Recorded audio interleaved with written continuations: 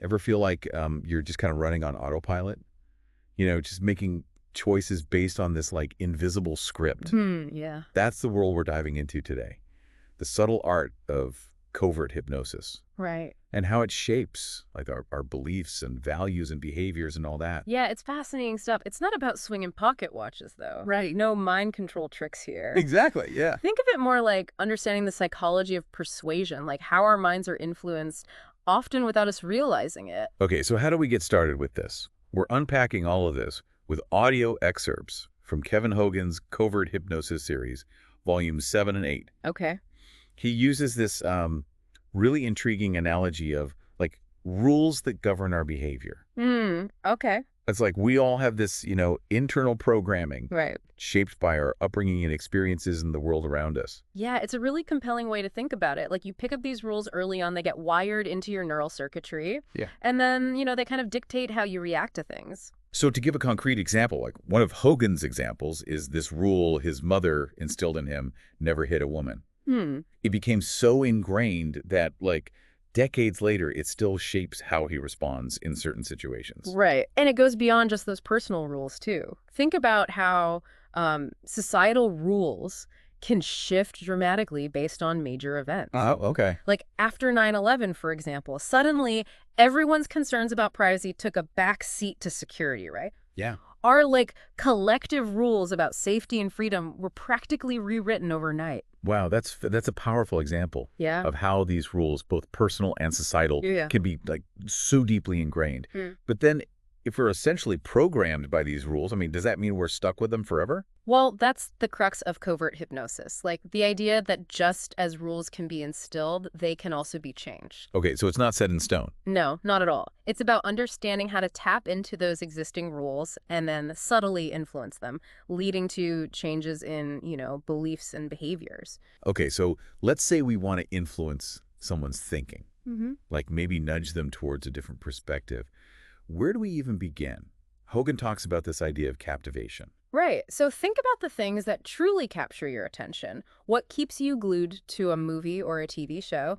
Often it's a well-crafted story, something that engages both your logical and emotional sides. Like when you just can't put the book down. Exactly. He points to soap operas and reality TV shows like ER and Survivor. Oh yeah, those will hook you. What makes them so captivating? Hogan says it's all about how the story is told. Right. And he breaks down some of the key elements there. Okay. A compelling story, it needs to be goal-oriented and linear with a clear trajectory that keeps you hooked. But it should also appeal to the right brain, meaning it's packed with emotions, sensory details, a sense of action. You want to feel like you're right there in the middle of it all. So it's not just about like dry facts and logic. No, you need to create an experience that makes the audience actually feel something. And here's the really clever part. Yeah. Hogan emphasizes leaving holes in the story. Okay. Points of suspense, unanswered questions. Yeah. This makes the audience actively fill in the gaps. Yeah. Keeping them engaged and invested in the narrative. Oh, I see. Like those cliffhanger endings that keep you coming back for more. Exactly. So it's like the story becomes this collaborative experience. And the audience is more receptive to new ideas because they're actively participating in shaping the narrative. Precisely. That's how these captivating stories act as a sort of Trojan horse. Okay. Subtly rewiring beliefs and influencing thinking without the person even realizing what's happening. That's sneaky. Right. But also really fascinating. Right. So we can see stories play a crucial role. Yeah. But it's not just about the story itself, right? Yeah. Hogan also highlights the importance of emotions and persuasion. This is where it gets really interesting. We like to think of ourselves as rational beings. But emotions actually play a much bigger role in our decision-making than we realize. Yeah, like that impulse purchase you made, even though you knew it wasn't the most practical choice. Oh, yeah. That's your emotions at work. Exactly. We tend to make decisions based on feelings first, and then we try to justify them with logic later. Oh, wow. And this is something that skilled persuaders understand and utilize very effectively. Okay, so let's say we want to tap into these emotional drivers. How do we actually do that? Does Hogan give any practical tips for that? He does. It starts with understanding what he calls the core families of emotions, things like fear, joy, sadness, anger. Okay.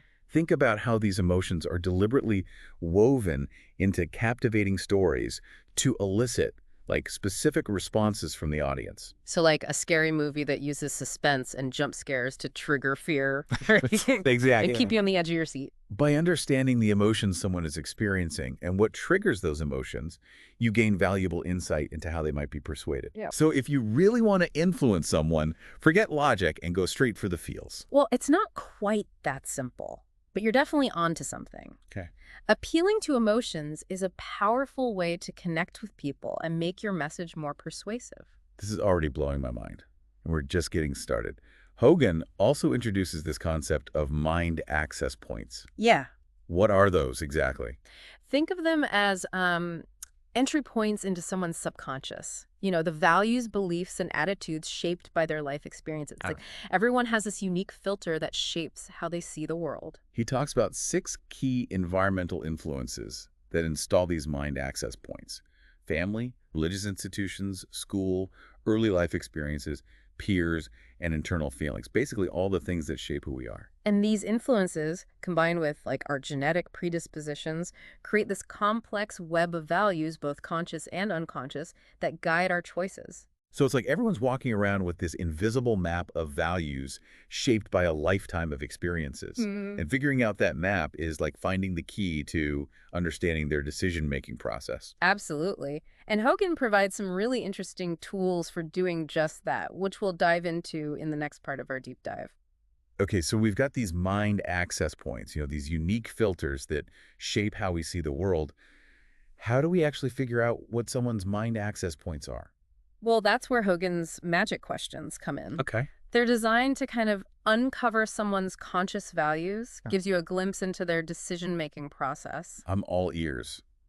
What are these magical questions? Okay, so the first one is, what's most important to you in context? Okay. So you could ask, like, what's most important to you when choosing a car? Or what matters most in a friendship? It's about getting them to articulate their priorities in specific situations. Okay, that makes sense. What's the second question? It builds on the first one. Once they've told you what's important, you ask, how do you know when you have value? Okay. So if they say, reliability is crucial in a car, you'd follow up with, how do you know a car is reliable? You're digging deeper into their definition of that value. So you're not just taking their word for it, you're getting them to, really explain their reasoning. Yeah. I like it. What's the third magic question? The third question is where you start to connect their values to a desired action. You ask, if I could give you evidence of value, would you desired action? For example, if I could show you this car has top safety ratings and a proven track record for reliability, would you consider buying it? Oh, so you're linking their stated values to concrete evidence and then gauging their willingness to take action. That's really clever. It is. And Hogan also points out this fascinating thing about the word because. Okay. He says because of how we're programmed in childhood, using because can actually trigger this almost automatic compliance response. You're kidding. Like if you ask someone to borrow a pen and say, can I borrow your pen because I need to write something down? Exactly. They're more likely to say yes than if you just ask, can I borrow your pen? Exactly. Seems silly. But those subtle cues can have a surprisingly strong influence on our behavior without us even realizing it. This is all starting to feel like a superpower. But we've been focusing a lot on these, conscious values. Right. What about the unconscious stuff? The things people might not even be aware of? That's where it gets even more intriguing. Hogan argues that while people can easily tell you their conscious values, their actions often reveal a different story.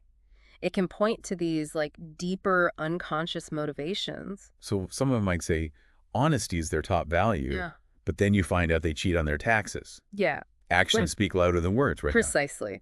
And to tap into those unconscious values, Hogan suggests focusing on past behavior. So instead of asking what's important to you in a job, you ask the last time you felt truly fulfilled in a job, what were you doing on a day-to-day basis? Ooh, that's good. You're bypassing those carefully constructed narratives and getting to the heart of their actual experience. Exactly. You're uncovering patterns of behavior that often stem from those deep-seated unconscious values. And once you understand those patterns, you can start to tailor your communication to really resonate with those underlying desires and motivations. Okay, so we've talked about those magic questions for uncovering conscious values and looking at past behavior to understand unconscious values. Right. But how does all of this actually play out in the real world? Sure. Can you give me some examples of how these principles of covert hypnosis might be used? Absolutely. Think about marketing and advertising. Okay. Companies use these principles all the time to create compelling campaigns that resonate with their target audience, right? They tell stories, evoke emotions, and tap into our desires and aspirations to make us want to buy their products. So that heartwarming commercial that makes you tear up and suddenly crave a certain brand of soda. You got it. And it's not just about selling products either. Think about political campaigns. Okay. Politicians use these same principles to connect with voters, build trust, and ultimately win elections. They tell stories about their lives, their values, and their vision for the future, using language and imagery that evoke strong emotions. It's like they're trying to create this captivating narrative, right? Mm-hmm. That draws people in and makes them feel like they're part of something bigger. Exactly. And it goes beyond marketing and politics, too. Think about your personal relationships. Understanding these principles can help you communicate more effectively with your partner, your family, your friends. So instead of just arguing about whose turn it is to do the dishes, I could try to tap into my partner's unconscious values and frame the request in a way that resonates with their deeper motivations. You're catching on. By understanding those underlying drivers, you can communicate in a way that's more persuasive and leads to, more harmonious outcomes. Wow, this is really powerful stuff. But you mentioned something earlier about how our unconscious and conscious minds can sometimes be in conflict. Right. Can you elaborate on that a bit more? Sure. Hogan gives this really interesting example of Bill Clinton denying the affair with Monica Lewinsky. Oh, wow. And he suggests that Clinton might have actually believed his own denial, even though it contradicted the facts. That's wild. You mean he might have been, unconsciously rewriting his own memories to protect himself from emotional discomfort? Exactly. It's a striking example of how powerful our unconscious minds can be. Right. We often operate on autopilot, driven by forces we're not even aware of, and sometimes those forces can lead us to make choices or hold beliefs that seem completely irrational on the surface. So, we're all walking around with these multiple layers of consciousness. And to truly understand ourselves and others, we have to kind of peel back those layers and explore those hidden drivers of behavior. It's a fascinating and complex process. And as Hogan points out, it requires a keen awareness of both the conscious and unconscious cues that people are sending out. This is all so mind-blowing. It's amazing to think that these subtle forces are at play all around us, shaping our thoughts and actions in ways we often don't even realize. It really is. And the more we understand about these forces, the more empowered we become to navigate the world around us with, greater awareness, intention, and ultimately greater success.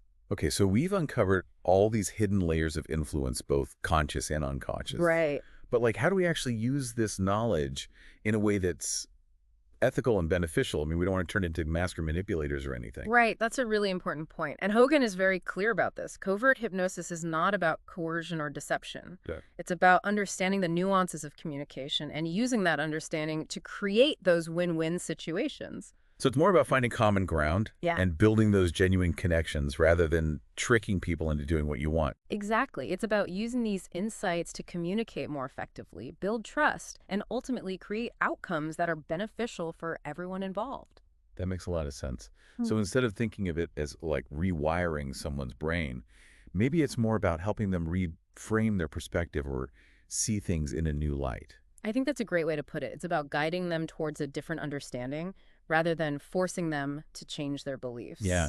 And, we've covered so much ground in this deep dive, from those hidden rules that shape our behavior to the power of emotions and storytelling. And those magic questions, I'm already starting to see how I could use those in my own life. It's really fascinating stuff, isn't it? And what's so cool is that these principles can be applied to so many different areas of life. From our personal relationships to our professional goals, even to broader societal issues. Thinking back to Hogan's example of the Iraq War, Yeah. it really highlights how these principles of persuasion can be used on a massive scale. Yeah. He argued that instead of just stating facts about weapons of mass destruction, a more effective approach might have been to tell stories that really illustrated the potential human cost of those weapons. It's about connecting with people on an emotional level. Instead of just appealing to logic, you're tapping into those deep-seated values and beliefs that drive their actions. So a powerful story that evokes those feelings of empathy and compassion. Mm-hmm. That can be way more persuasive than a dry recitation of facts and figures. Exactly. And you see this all the time in social movements. Think about the civil rights movement, for example. It wasn't just about legal arguments and logical debates. It was about sharing stories of injustice and inequality, stories that moved people and inspired them to take action. It's about appealing to the heart as well as the mind. So what does all of this mean for us as individuals? Like, how can we actually use these insights to improve our own lives and our interactions with others? Well, I think it starts with self-awareness. By understanding our own values, beliefs, and communication patterns, we can become more conscious and intentional in how we interact with the world around us. Becomes less about autopilot and more about conscious choices. And by being more aware of those subtle cues that others are sending, both consciously and unconsciously, we can become better listeners and communicators. Picking up on those things. Exactly. And remember, it's not about manipulation. It's about understanding those hidden layers of influence and using that knowledge to create more genuine connections, build stronger relationships, and ultimately live more fulfilling lives. This has been an incredible deep dive. It has. It's amazing to think that these subtle forces are at play all around us, shaping our thoughts and actions in ways we often don't even realize. It really is. And the more we understand about these forces, the more empowered we become to navigate the world around us with greater awareness, intention, and ultimately greater success. I think we've given our listener a lot to think about today. I hope so. As you go about your day, pay attention to the subtle ways in which you're being influenced and the subtle ways in which you influence others. It's a fascinating world out there full of hidden persuaders. Absolutely. Happy decoding.